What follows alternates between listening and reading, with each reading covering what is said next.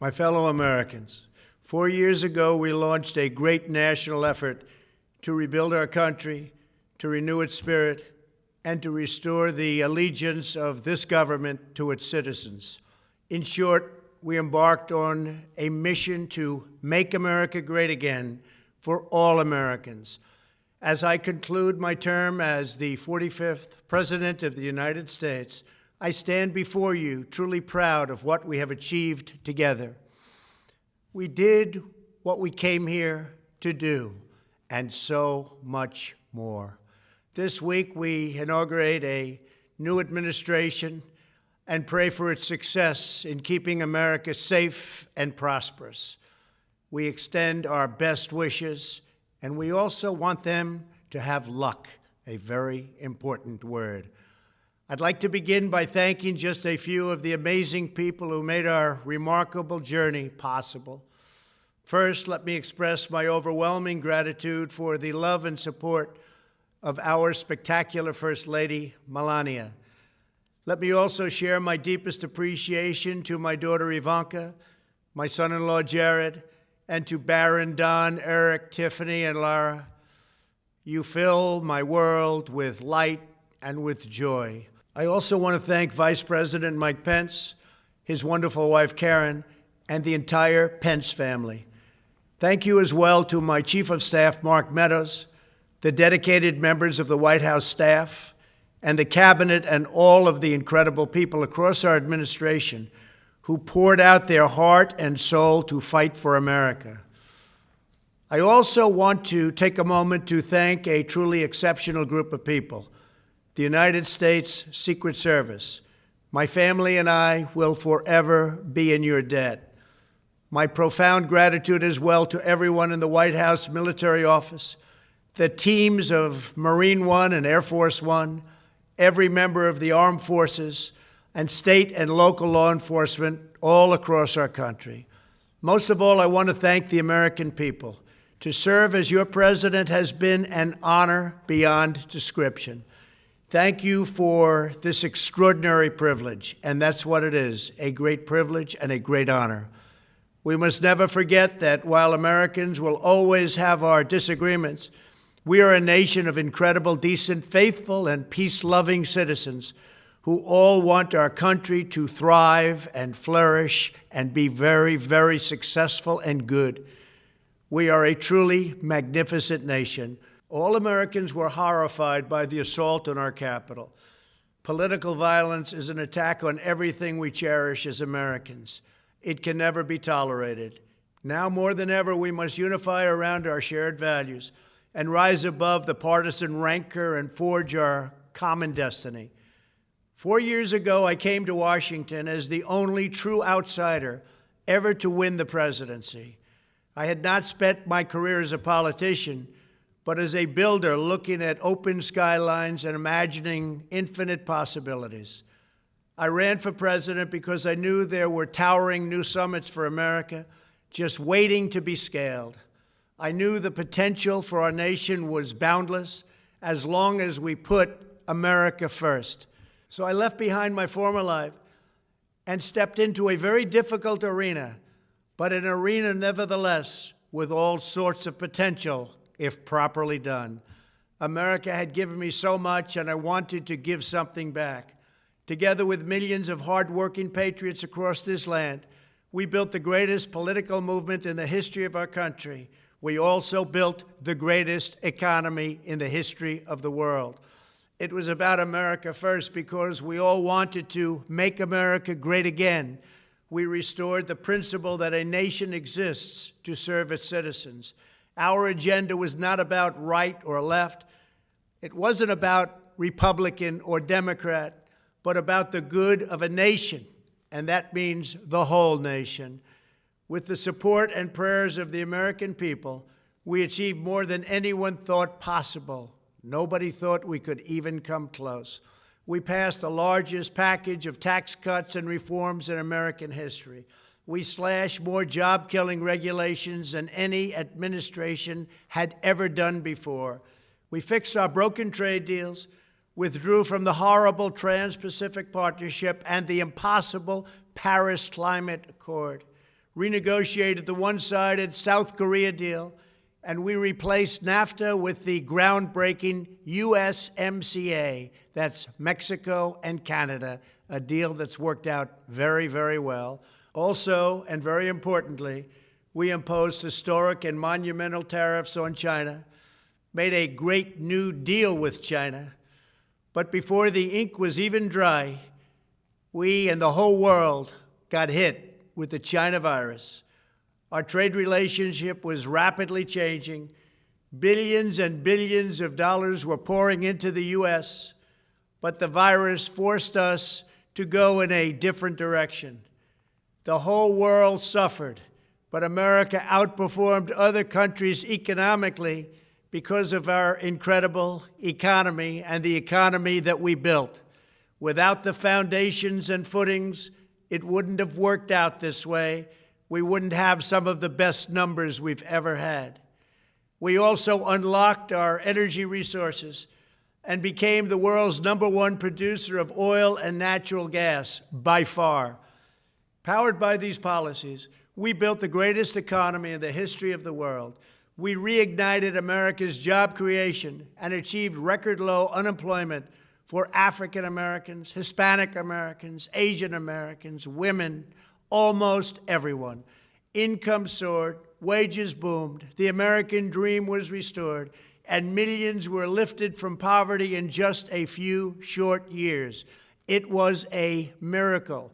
The stock market set one record after another, with 148 stock market highs during this short period of time, and boosted the retirements and pensions of hardworking citizens all across our nation. 401ks are at a level they've never been at before. We've never seen numbers like we've seen, and that's before the pandemic and after the pandemic. We rebuilt the American manufacturing base, opened up thousands of new factories, and brought back the beautiful phrase, "Made in the USA." To make life better for working families, we doubled the child tax credit and signed the largest ever expansion of funding for child care and development. We joined with the private sector to secure commitments to train more than 16 million American workers for the jobs of tomorrow. When our nation was hit with the terrible pandemic, we produced not one, but 2 vaccines with record-breaking speed, and more will quickly follow. They said it couldn't be done, but we did it. They called it a medical miracle, and that's what they're calling it right now, a medical miracle. Another administration would have taken 3, 4, 5, maybe even up to 10 years to develop a vaccine. We did it in 9 months. We grieve for every life lost, and we pledge in their memory to wipe out this horrible pandemic once and for all. When the virus took its brutal toll on the world's economy, we launched the fastest economic recovery our country has ever seen. We passed nearly $4 trillion in economic relief, saved or supported over 50 million jobs, and slashed the unemployment rate in half. These are numbers that our country has never seen before. We created choice and transparency in healthcare, stood up to Big Pharma in so many ways, but especially in our effort to get favored nations clauses added, which will give us the lowest prescription drug prices anywhere in the world. We passed VA choice, VA accountability, right to try, and landmark criminal justice reform. We confirmed 3 new justices of the United States Supreme Court. We appointed nearly 300 federal judges to interpret our Constitution as written. For years, the American people pleaded with Washington to finally secure the nation's borders. I am pleased to say we answered that plea and achieved the most secure border in U.S. history. We have given our brave border agents and heroic ICE officers the tools they need to do their jobs better than they have ever done before, and to enforce our laws and keep America safe. We proudly leave the next administration with the strongest and most robust border security measures ever put into place. This includes historic agreements with Mexico, Guatemala, Honduras, and El Salvador, along with more than 450 miles of powerful new wall. We restored American strength at home and American leadership abroad. The world respects us again. Please don't lose that respect. We reclaimed our sovereignty by standing up for America at the United Nations and withdrawing from the one-sided global deals that never served our interest. And NATO countries are now paying hundreds of billions of dollars more than when I arrived just a few years ago. It was very unfair. We were paying the cost for the world. Now the world is helping us. And perhaps most importantly of all, with nearly $3 trillion, we fully rebuilt the American military, all made in the USA. We launched the first new branch of the United States Armed Forces in 75 years, the Space Force. And last spring, I stood at Kennedy Space Center in Florida and watched as American astronauts returned to space on American rockets for the first time in many, many years. We revitalized our alliances and rallied the nations of the world to stand up to China like never before. We obliterated the ISIS caliphate and ended the wretched life of its founder and leader, al-Baghdadi. We stood up to the oppressive Iranian regime and killed the world's top terrorist, Iranian butcher Qasem Soleimani. We recognized Jerusalem as the capital of Israel and recognized Israeli sovereignty over the Golan Heights. As a result of our bold diplomacy and principled realism, we achieved a series of historic peace deals in the Middle East. Nobody believed it could happen. The Abraham Accords opened the doors to a future of peace and harmony, not violence and bloodshed. It is the dawn of a new Middle East, and we are bringing our soldiers home. I am especially proud to be the first president in decades who has started no new wars. Above all, we have reasserted the sacred idea that in America, the government answers to the people. Our guiding light, our North Star, our unwavering conviction has been that we are here to serve the noble, everyday citizens of America. Our allegiance is not to the special interests, corporations, or global entities. It's to our children, our citizens, and to our nation itself. As president, my top priority, my constant concern, has always been the best interests of American workers and American families. I did not seek the easiest course. By far, it was actually the most difficult. I did not seek the path that would get the least criticism. I took on the tough battles, the hardest fights, the most difficult choices, because that's what you elected me to do.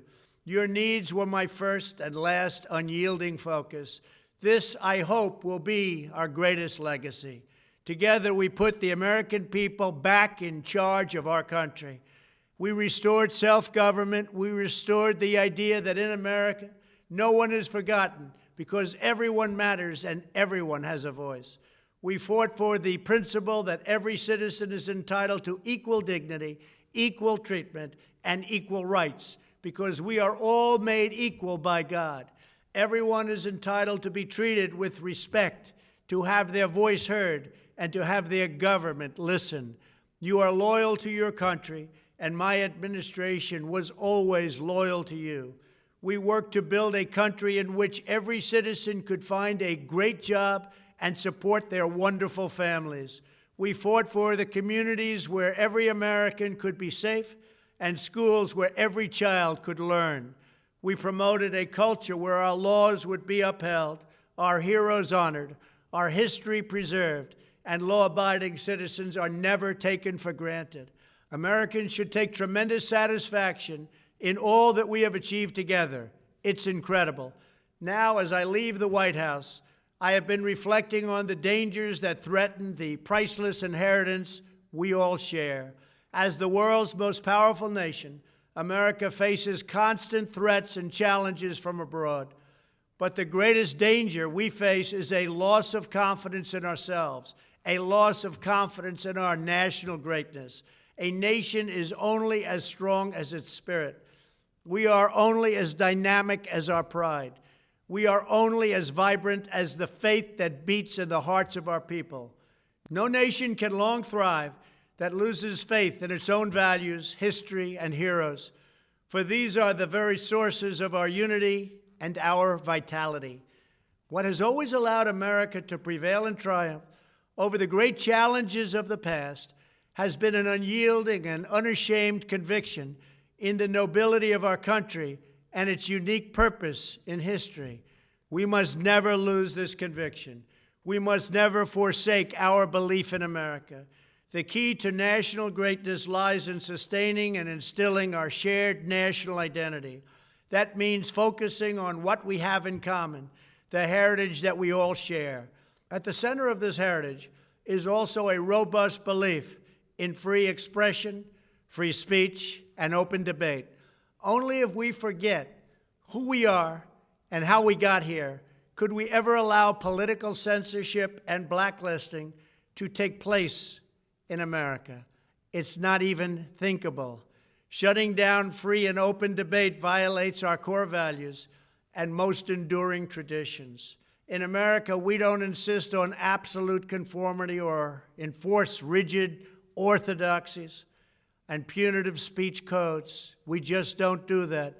America is not a timid nation of tame souls who need to be sheltered and protected from those with whom we disagree. That's not who we are. It will never be who we are. For nearly 250 years, in the face of every challenge, Americans have always summoned our unmatched courage, confidence, and fierce independence. These are the miraculous traits that once led millions of everyday citizens to set out across a wild continent and carve out a new life in the Great West. It was the same profound love of our God-given freedom that willed our soldiers into battle and our astronauts into space. As I think back on the past 4 years, one image rises in my mind above all others. Whenever I traveled all along the motorcade route, there were thousands and thousands of people. They came out with their families so that they could stand as we passed and proudly wave our great American flag. It never failed to deeply move me. I knew that they did not just come out to show their support of me.